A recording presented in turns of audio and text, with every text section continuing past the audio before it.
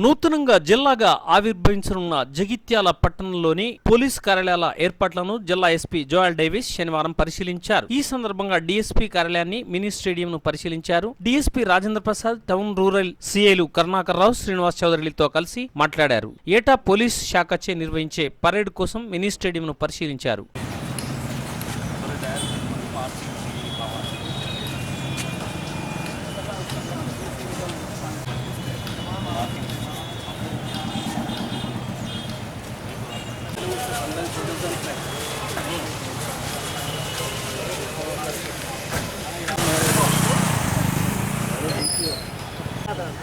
చేస్తానికి సన్నాలు చేస్తారు.